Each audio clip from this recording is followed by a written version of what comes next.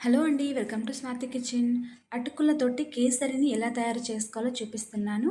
ముందుగా స్టవ్ మీద ఒక కడాయిని పెట్టుకొని, ఇందులోకి ఒక చిన్న కప్పు వరకు అటుకులు తీసుకున్నానండి. 2 నిమిషాల పాటు దోరగా వేయించుకోవాలి.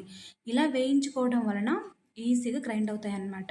గ్రైండ్ చేసుకొని కంప్లీట్‌గా చల్లార్చుకొని మిక్సీ జార్‌లోకి ట్రాన్స్‌ఫర్ చేసుకొని, కోర్స్‌గా గ్రైండ్ చేసుకోవాలి.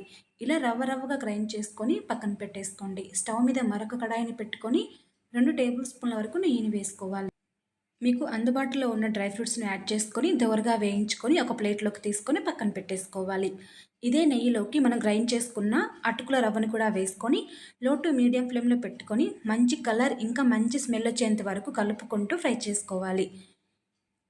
ఇలా మంచిగా కలర్ చేంజ్ అయిన తర్వాత స్టవ్‌ని లో ఫ్లేమ్‌లో పెట్టుకొని 2 కప్పుల వరకు కాచి చల్లార్చుకున్న పాలను కానీ లేదా వాటర్‌ని కానీ తీసుకోవాలి. ముందుగా 1 కప్పు వరకు పాలు వేసుకొని పాలు మొత్తం అబ్జర్వ్ అయ్యేంత వరకు లో ఫ్లేమ్‌లో పెట్టుకొని కలుపుకుంటూ ఉండాలి.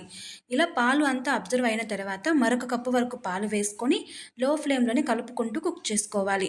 ఇలా దగ్గర పడేంత వరకు కుక్ చేసుకున్న తర్వాత 1 లేదా ముప్పావు కప్పు వరకు షుగర్‌ని వేసుకొని చక్కెర కరిగిపోయేంత వరకు కలుపుకుంటూ ఉండాలి. షుగర్ కంప్లీట్‌గా కరిగిపోయిన తర్వాత మంచి కలర్ కోసం ఫుడ్ కలర్‌ని కానీ లేదా సెఫ్రాన్‌ని కానీ యాడ్ చేసుకోండి. యాడ్ చేసుకొని 3 నిమిషాల పాటు కలుపుకుంటూ మీడియం ఫ్లేమ్‌లో పెట్టుకొని కుక్ చేసుకోండి. ఈ కన్సిస్టెన్సీలోకి వచ్చిన తర్వాత హాఫ్ టీ స్పూన్ ఇలాచి పొడి, ఫ్రై చేసుకున్న డ్రై ఫ్రూట్స్‌ని వేసుకొని మరొక 3 నిమిషాల పాటు కలుపుకుంటూ కుక్ చేసుకోవాలి. 3 నిమిషాల తర్వాత ఒక టేబుల్ స్పూన్ వరకు నెయ్యిని వేసుకొని, నెయ్యి సపరేట్ అయ్యేంత వరకు మీడియం మంట మీదే పెట్టుకొని కలుపుకుంటూ ఉండాలి.